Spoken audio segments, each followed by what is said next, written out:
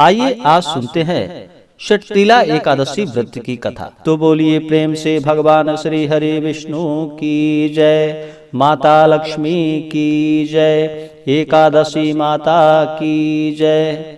बहुत समय पहले की बात है कि एक बार दालभ्य ऋषि ने पुलस्त ऋषि से पूछा कि हे महाराज, पृथ्वी लोक में मनुष्य ब्रह्म हत्यादि महान पाप कर्म करते हैं, पराये धन की चोरी तथा दूसरों की उन्नति देखकर ईर्ष्या करते हैं, साथ ही अनेक प्रकार के व्यासनाओं में फंसे रहते हैं, फिर भी उनको नरक प्राप्त नहीं होता। इसका क्या कारण है? वे न जाने कौन सा दान पुण्य करते हैं जिससे उनके पाप नष्ट हो जाते हैं। यह सब कृपा पूर्वक आप हमसे कहिए।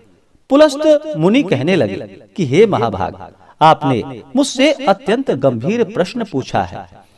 इससे संसार के जीवों को अत्यंत भला होगा। इस भेद को ब्रह्मा, विष्णु, रुद्र तथा इंद्र आदि भी नहीं जानते, परंतु मैं आपको यह गुप्त तत्व अवश्य बतलाऊंगा। उन्होंने कहा कि माघ मास लगते ही मनुष्य को स्नान आदि करके शुद्ध रहना चाहिए। इंद्रियों को वश में कर काम, क्रोध, लोभ, मोह, अहंकार, ईर्ष्या तथा द्वेष आदि का त्याग कर भगवान का स्मरण करना चाहिए। पुष्य नक्षत्र में गोबर, कपास, तिल मिलाकर इनके कंडे बनाने चाहिए। उन कंडों से 108 बार हवन करना चाहिए। उस दिन मूल नक्षत्र हो और एकादशी तिथि हो तो अच्छे पुण्य देने वाले नियमों को ग्रहण करे। स्नान आदि नित्य क्रिया से निमित्त होकर सब देवताओं के देव श्री भगवान विष्णु का पूजन करे और एकादशी व्रत धारण करे। रात्रि को जागरण करना चाहिए। उसके दूसरे दिन धूप, दीप, नैवेद्य आदि से भगवान का पूजन करके खिचड़ी का भोग लगाएं। तत्पश्चात पेठा, नारियल, सीताफल या सुपारी का अर्घ देकर स्तुति करनी चाहिए। हे भगवान, आप दीनों को शरण देने वाले हैं, इस संसार सागर में फंसे हुए का उद्धार करने वाले हैं। हे पुंडरीकाक्ष, हे विश्व भावन, हे शुभ्रहनन, हे पूर्वज, हे जगतपते, आप लक्ष्मी जी सहित इस तुच्छ अर्घ को ग्रहण करें। इसके पश्चात जल से भरा हुआ कुंभ यानी कि घड़ा ब्राह्मण को दान करे तथा ब्राह्मण को श्यामा, गौ और तिल पात्र देना भी उत्तम है। तिल स्नान और भोजन दोनों ही श्रेष्ठ है। इस प्रकार से जो मनुष्य जितने तिलों का दान करता है उतने ही 1000 वर्ष स्वर्ग में वास करता है। माघ के महीने में तिल स्नान, तिल का उपटन, तिल का हवन, तिल का तर्पण, तिल का भोजन और तिलों का दान, ये तिल के 6 प्रकार हैं। इसके प्रयोग के कारण यह षटतिला एकादशी कहलाती है। इस व्रत के करने से अनेक प्रकार के पाप नष्ट हो जाते हैं। इतना कहकर पुलस्त ऋषि कहने लगे कि मैं तुमसे इस एकादशी की कथा को कहता हूँ, तुम ध्यान पूर्वक सुनो। एक समय नारद जी ने भगवान श्री हरि विष्णु से यही प्रश्न किया था और भगवान ने जो षटतिला एकादशी का महात्म्य नारद जी से कहा था सो मैं तुमसे कहता हूँ। भगवान ने नारद जी से कहा कि हे नारद, मैं तुमसे सत्य घटना कहता हूँ, तुम ध्यान पूर्वक सुनो। प्राचीन काल में मृत्युलोक में एक ब्राह्मणी रहती थी। वह सदैव व्रत किया करती थी। एक समय वह 1 मास तक व्रत करती रही।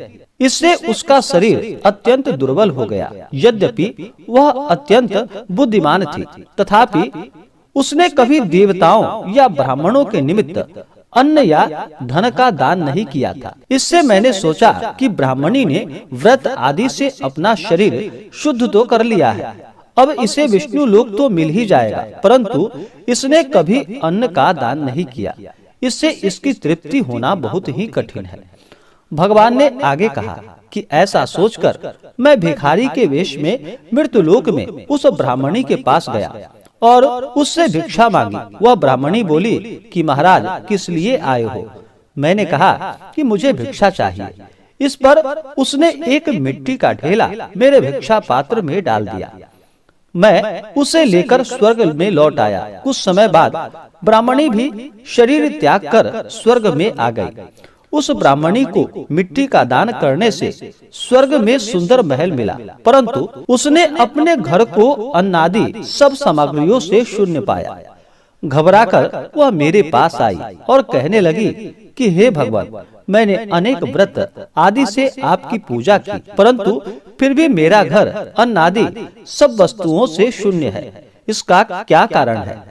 इस पर मैंने कहा कि पहले तुम अपने घर जाओ, देव स्त्रियां आएंगी तुम्हें देखने के लिए। पहले उनसे षटतिला एकादशी का पुण्य और विधि सुन लो, तब द्वार खोलना। मेरे ऐसे वचन को सुनकर वह अपने घर गई। जब देव स्त्रियां आई और द्वार खोलने को कहा तो ब्राह्मणी बोली कि आप मुझे देखने आई है, तो षटतिला एकादशी का महात्म्य मुझसे कहो। उसमें से एक देव स्त्री कहने लगी कि मैं कहती हूँ। जब ब्राह्मणी ने षटतिला एकादशी का महात्म्य सुना तब द्वार खोल दिया। देवांगनाओं ने उसको देखा कि न तो वह गंधर्वी है और न ही आसुरी है, वरन पहले जैसे मानुषी है।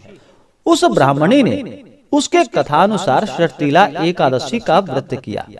इसके प्रभाव से वह सुंदर और रूपवती हो गई तथा उसका घर अन्नादि समस्त सामग्रियों से युक्त हो गया।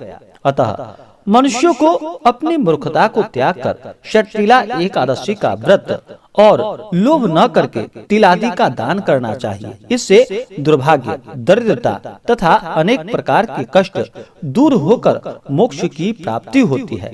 तो बोलिए प्रेम से भगवान श्री हरि विष्णु की जय, माता लक्ष्मी की जय, एकादशी माता की जय।